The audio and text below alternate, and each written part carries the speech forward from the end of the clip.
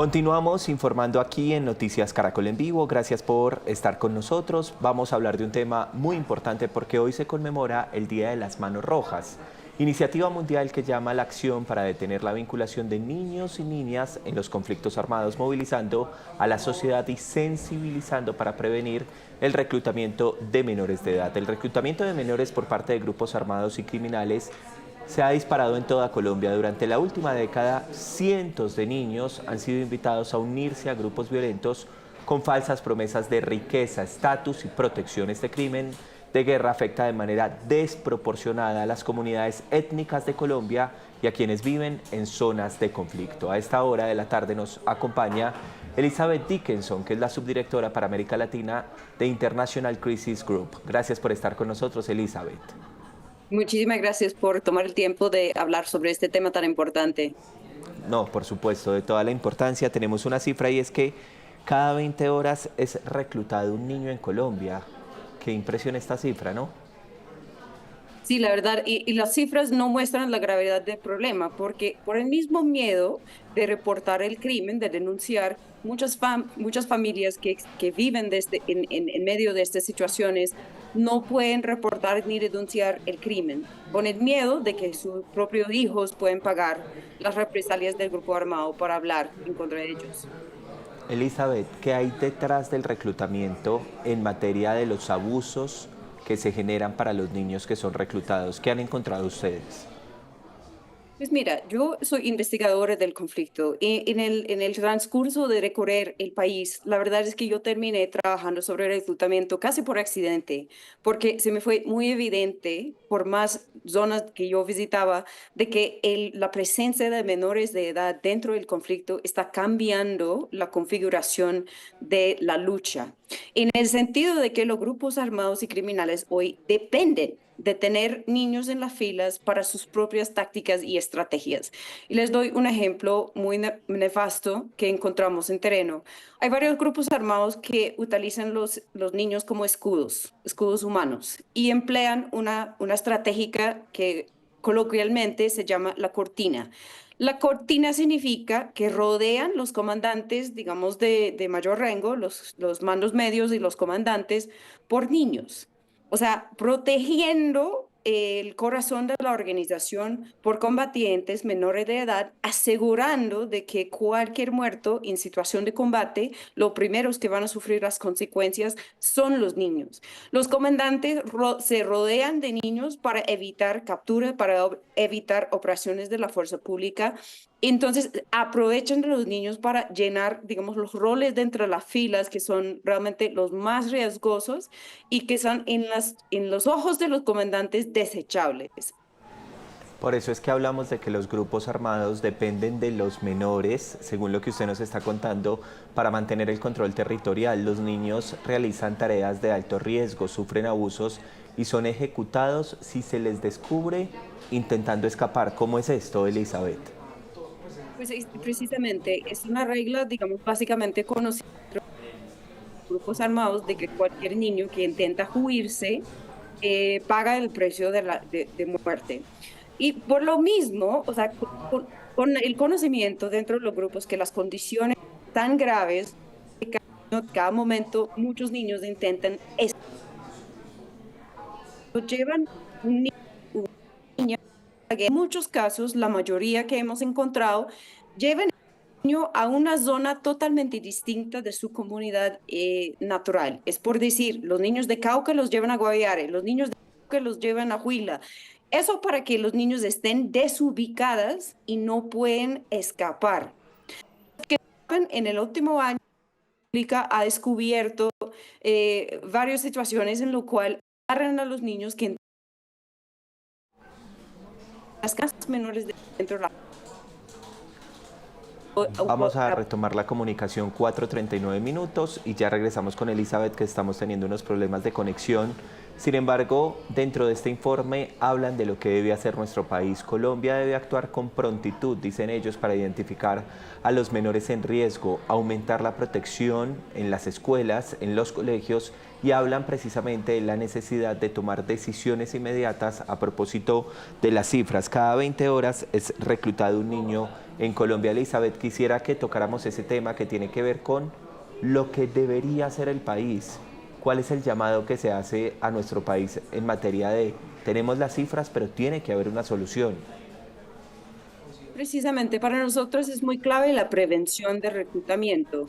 Muchos de los menores que hoy se encuentran en las filas de grupos armados y criminales no están raptados de sus casas, sino que los grupos les engañan con historias que realmente están construidos frente a la propia situación de un niño o una niña. Por ejemplo, los niños que no tienen suficiente para comer, que andan con hambre, llegan a las casas con comida. A la niña que está sola en el colegio, mandan un combatiente a enamorarla. O sea, las estrategias realmente están enfocadas en las vulnerabilidades de los niños. Entonces, el primer paso sería realmente identificar estas necesidades y armar programas más extensivas de prevención.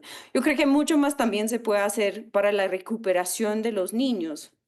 Cuando estuvimos en esta investigación, me entrevisté con varios niños y niñas que tenían esta experiencia y el nivel de trauma que ellos viven dentro de la fila, realmente no hay palabras. Se requiere un tratamiento muy holística, muy enfocado en la recuperación de su salud mental, de la capacidad de volver a la niñez. Y eso se requiere no solo para el niño, sino también por toda la familia. Muchas historias por el largo del país de familias que les toca desplazarse para o evitar reclutamiento o para evitar las represalias del grupo si el niño o niña logra escapar. Entonces, se requiere, digamos, una intervención para toda la familia a poder rearmar sus vidas después de esta experiencia tan horrífica. Elizabeth, usted me mencionaba ahora el cambio que hacen de las regiones de los niños, que no solo son reclutados, sino que pierden, digamos, como todo el arraigo. Cuando hablamos de arraigo es la región de donde precisamente son los menores de edad. ¿Cómo funciona esto? ¿Se llevan los niños para otros territorios que no son los de ellos? Creo que es muy importante este punto de que el reclutamiento de menores es sistemático y es organizado por redes criminales que tiene mayor alcance por todo el país.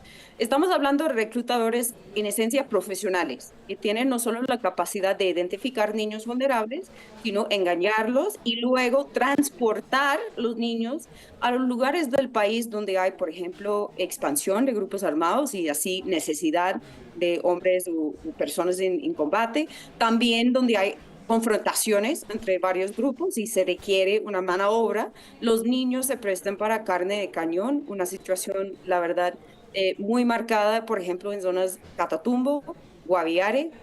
Y luego cuando lleguen los niños a estos sitios, eso se veía, mira, en los bombardeos donde murieran niños, por ejemplo, en Guaviare y también en Amazonas. Cuando miramos los registros de los niños que murieron, que sufrieron en el ataque, por ejemplo, en Guaviare hubo un niño de Arauca, otro de Putumayo, otro de Huila, dos de Cauca. O sea, los niños están llevados a zonas donde precisamente lo que mencionas no tiene arraigo, no tiene cómo escapar, no tiene a quién depender y totalmente desconectado de su tejido social que les permite tal vez poder alcanzar a escapar de la situación. Elizabeth, yo también quiero preguntar sobre, usted me mencionaba Catatumbo y Guaviare, pero yo quiero que me mencione las zonas que ustedes han identificado como más vulnerables para los menores de edad.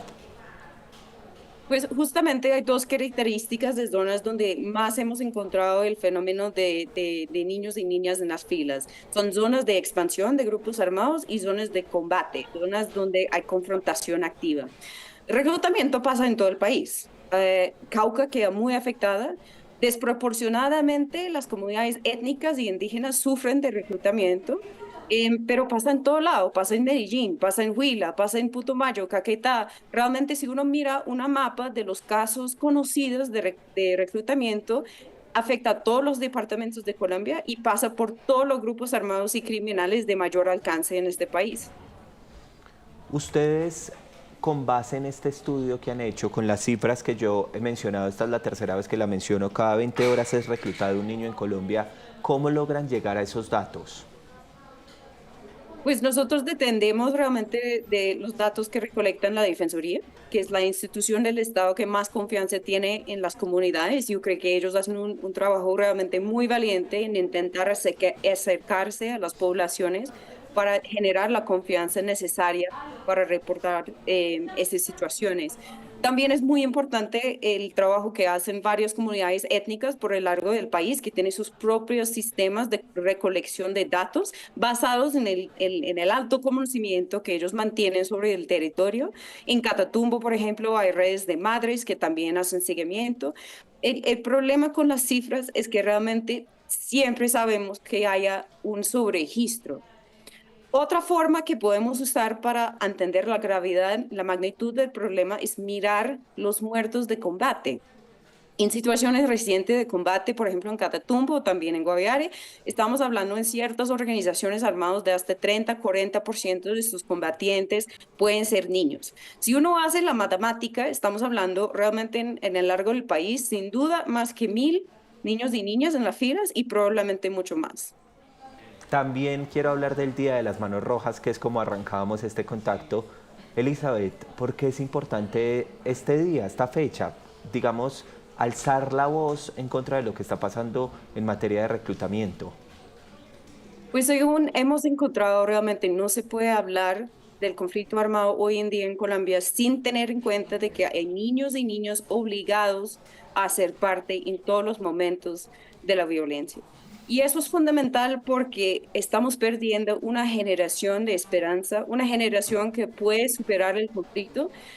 En vez de dejarlos tener esperanza y otras oportunidades, ellos terminan en las filas por falta de otras opciones, por falta de cuidado, por falta de educación o la posibilidad de acceder a economías legales, por ejemplo, a cuidado. Tal vez es interesante y importante mencionar, por ejemplo, el caso de las niñas. Sabes que muchas de las niñas que entran a los grupos armados están engañados por promesas de protección, que viven en casas donde hay violencia doméstica, tal vez viven con un abusador. Los reclutadores se acercan a estas niñas a ofrecerlas supuestamente protección. Obviamente las realidades dentro de las filas son totalmente distintas, pero eso nos habla de una situación de vulnerabilidad para la niñez que nos conlleva una tragedia en la guerra en la cual los niños y niñas están pagando el precio del reciclaje de conflicto por el largo del país. Elizabeth, finalmente, este ya es, digamos, como una curiosidad. ¿Hace cuánto usted me decía que viene trabajando en materia de las cifras reclutamiento en contra de niños en Colombia? Pues nosotros como organización en Colombia llevamos más que 25 años y realmente este tema ha surgido mucho en la última década de nuestro trabajo. Yo personalmente empecé a trabajar sobre reclutamiento en 2023, cuando fue evidente de que la entrada de menores de edad entre las filas estaba cambiando la configuración del conflicto y fue un asunto fundamental también en la paz total. Nosotros, ante muchos otros, hemos hecho una incidencia muy fuerte con el gobierno para incluir este tema en las mesas de negociación. Insistir de que hay una línea roja para proteger la niñez. Hay niños, con esto la despido, Elizabeth, que después de haber sido reclutados logran salir de ese infierno que están viviendo. Sí, y la mayoría están rescatados por la fuerza pública, que hoy hay que saludar realmente el esfuerzo de la fuerza pública que hoy en día tiene un entrenamiento en conocimiento del fenómeno, lo cual les permite cuando vean a personas menores de edad dentro de las filas, en vez de combatir, rescatan esos niños y niñas de las filas y eso es un labor realmente muy valiente. También las comunidades, ¿sabes? Muchas comunidades se organizan entre ellos a mandar comisiones, delegaciones, personas, familias que se acercan a los grupos a insistir que se devuelvan los niños de la guerra. Eso a veces funciona, pero muchas veces no funciona y realmente pone en riesgo la comunidad que está perdiendo sus propios hijos. Pues Elizabeth Dickinson es la subdirectora para América Latina de International Crisis Group. Muchas gracias por estos minutos. Me parece fundamental haber hablado de este tema en este espacio. Muchísimas gracias por el espacio y un saludo especial.